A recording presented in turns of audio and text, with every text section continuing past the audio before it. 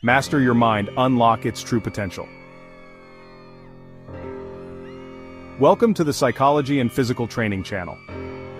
Today we're diving deep into a topic that's close to my heart, the incredible power of your mind. Now, we all know our minds are capable of amazing things: creativity, innovation, compassion. But sometimes our minds can feel like a runaway train, thoughts racing, emotions swirling. Imagine harnessing that power to work for you, not against you. It's about understanding the connection between your thoughts, your emotions, and ultimately, your actions. So in this video, I'm going to share some practical techniques to help you understand and control your mind, to unlock its true potential. Are you ready? Let's begin. The power of a controlled mind. Think of your mind as the most sophisticated, powerful instrument you possess. It's the command center of your life, directing your thoughts, shaping your emotions, and ultimately guiding your actions. But if you don't learn to control your mind, it will control you. Imagine being at the mercy of every fleeting thought, every negative emotion. It would be exhausting, right? Unchecked thoughts can spiral into anxiety, anger, even impulsive decisions that we later regret. When our minds are cluttered with mental noise, it becomes incredibly challenging to focus on what truly matters. But here's the good news: it doesn't have to be this way. When we master our minds, we unlock a level of peace, clarity, and resilience that we never thought possible. Mastering your mind is not about suppressing your thoughts or emotions, it's about understanding them and choosing how you respond to them. It's about stepping into the driver's seat of your life and directing your mental energy towards what truly serves you. And that's what we're going to explore in the rest of this video. Practical techniques that can empower you to take control of your mind and, in turn, take control of your life. Finding stillness in the storm. The first technique we're going to dive into is mindfulness meditation. Now, before you click away thinking this is just for monks or yogis, hear me out. Mindfulness is for everyone, and it can be a game changer when it comes to controlling your mind. Think of your mind like a busy city street, cars honking, people rushing, sirens blaring. It's chaotic, right? Mindfulness is like stepping off that bustling street and into a quiet park. You're still aware of the city sounds, but you're choosing to focus on the peacefulness around you. So how does it work?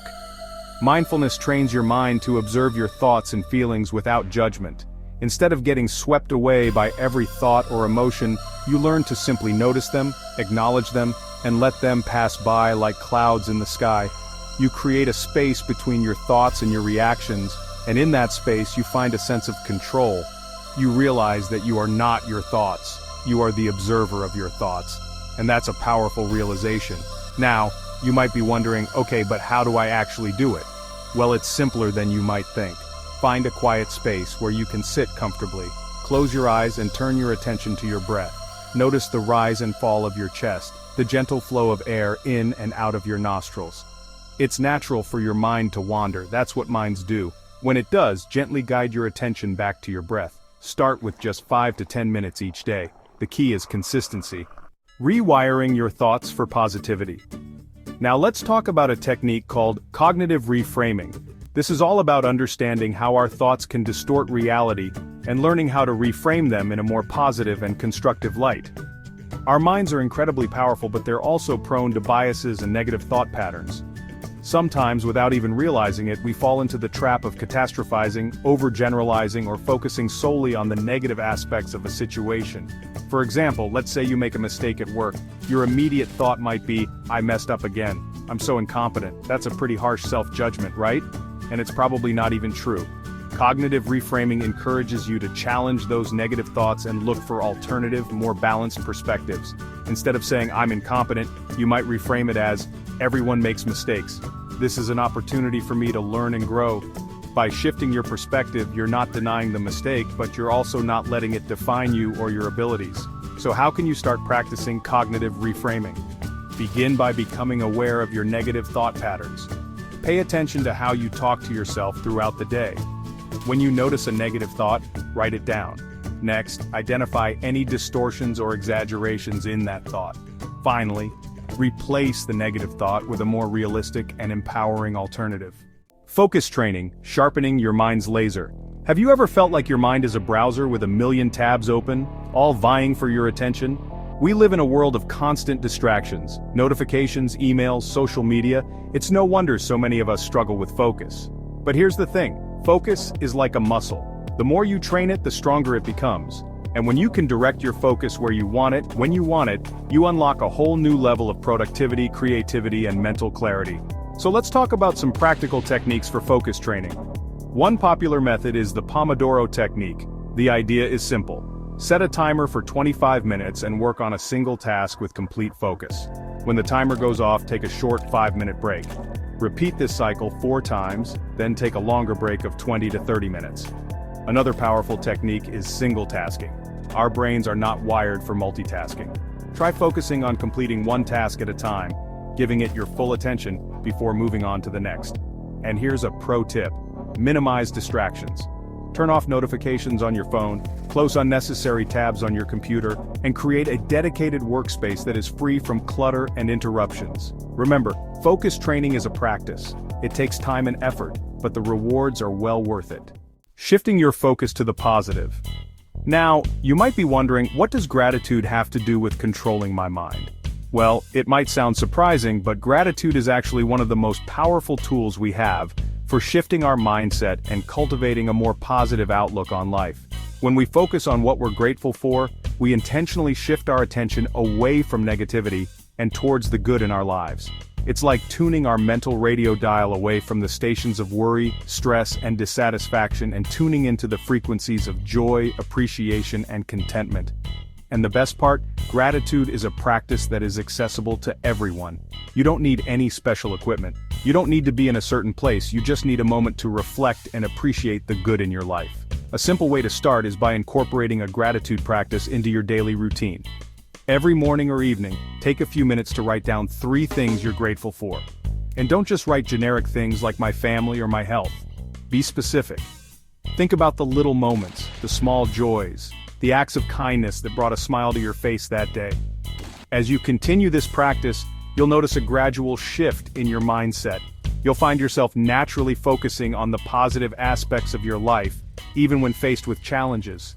Mentally rehearsing your success. Let's dive into a fascinating technique called visualization. This is a powerful tool used by athletes, entrepreneurs, and high achievers across various fields to program their minds for success. Here's the thing, our brains are wired to blur the lines between what we imagine and what we experience in reality. When we vividly imagine ourselves achieving a goal, our brains interpret it as a real experience, which then strengthens the neural pathways associated with that outcome. In simpler terms, visualization is like mental rehearsal for success. It's about creating a clear mental picture of what you want to achieve, feeling the emotions associated with it, and embodying the mindset of someone who has already achieved that goal. So, how do you practice visualization effectively? Find a quiet space where you can relax and close your eyes. Now imagine yourself achieving your desired goal. Don't just think about it, see it, feel it, experience it with all your senses. The key here is to embody the feeling of success. Make visualization a regular practice. Incorporate it into your daily routine, whether it's first thing in the morning, during your lunch break, or before you go to bed. As we reach the end of this exploration into the power of your mind, I want to remind you that mastering your mind is not a destination, it's a journey. It's a lifelong practice of self-awareness, self-discipline, and self-compassion. There will be days when your mind feels calm and focused, and there will be days when it feels like a runaway train. And that's okay. The key is to approach this journey with patience, kindness, and a willingness to keep learning and growing. Remember, you have the power within you to shape your thoughts, manage your emotions, and ultimately, create the life you desire. It starts with understanding that you are not your thoughts. You are the observer of your thoughts. Keep practicing the techniques we've discussed. Mindfulness, reframing, focus training, gratitude, and visualization. Each one offers a unique pathway to greater self-awareness and mental mastery. And most importantly, be kind to yourself throughout this journey. Thank you so much for joining me on this journey into the incredible power of our minds.